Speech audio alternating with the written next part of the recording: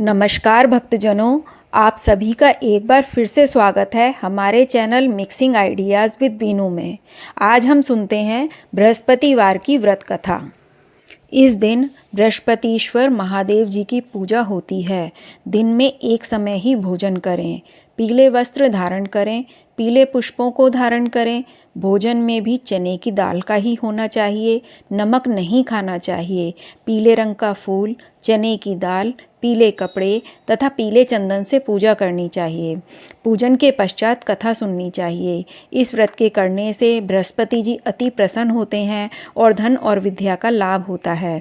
स्त्रियों को यह व्रत अवश्य करना चाहिए। इस व्रत में केले का पूजन होता है। तो आरंभ करते हैं बृहस्पतिवार की व्रत कथा। किसी गांव में एक साहूकार रहता था, जिसके घर में अन्न, वस्त्र और धन किसी भी चीज़ की कोई कमी नहीं थी। परंतु उसकी स्त्री बहुत ही कृपण थी, किसी भिक्षार्थी को कुछ नहीं देती थी। सारे दिन घर के कामकाज में लगी रहती थी। एक समय एक साधु महात्मा बृहस्पतिवार के दिन उसके द्वार पर आए और भिक्षा की याचना की। स्त्री उस समय घर के आंगन को लीप रही थी। इस कारण साधु महाराज से कहने लगी, महाराज, इस समय तो मैं घर को लीप रही हूँ, आपको कुछ नहीं दे सकती, फिर किसी अवकाश के समय आना। साधु महात्मा खाली हाथ चले गए। कुछ दिन के पश्चात वही साधु महाराज आए, उसी तरह भिक्षा मांगी। साहूकारनी उस समय लड़के को खिला रही थी। कहने लगी, महाराज, मैं क्या करूँ, अवकाश नहीं है, इसलिए आपको भिक्षा नहीं दे सकती। तीसरी बार महात्मा आए तो उसने उन्हें उसी तरह से टालना चाहा, परंतु महात्मा कहने लगे कि यदि तुमको बिल्कुल ही अवकाश हो जाए तो मुझको भिक्षा दोगी। साहूकारनी कहने लगी कि हाँ महाराज, यदि ऐसा हो जाए तो आपकी बड़ी कृपा होगी। साधु महाराज कहने लगे कि अच्छा, मैं एक उपाय बताता हूँ। तुम बृहस्पतिवार को दिन चढ़ने पर उठो, सारे घर में झाड़ू लगाकर कूड़ा एक कोने में जमा करके रख दो। घर में चौका इत्यादि मत लगाओ। फिर स्नान आदि करके घर वालों से कह दो उस दिन सब हजामत अवश्य बनवाएं।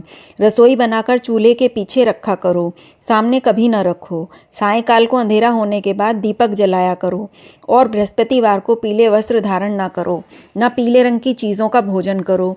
यदि ऐसा करोगी तो तुम घर का कोई काम नहीं करना पड़ेगा। साहूकारनी ने ऐसा ही किया। कुछ काल बाद उसके घर में खाने को दाना न रहा। थोड़े ही दिनों में वही महात्मा फिर आए और भिक्षा मांगी।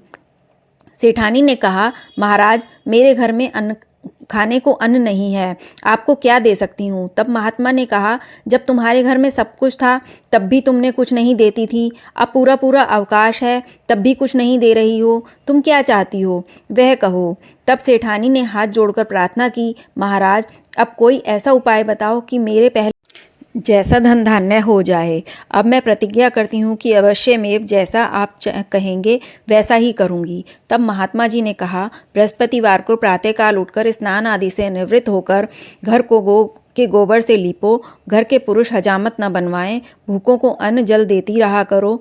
ठीक सायंकाल दीपक जलाओ। यदि ऐसा करोगी तो तुम्हारी सभी मनोकामनाएं भगवान बृहस्पति जी के कृपा से पूर्ण होंगी। सेठानी ने ऐसा ही किया और घर में धन धान्य वैसा ही हो गया जैसा कि पहले था। जय हो बृहस्पति देव महाराज की।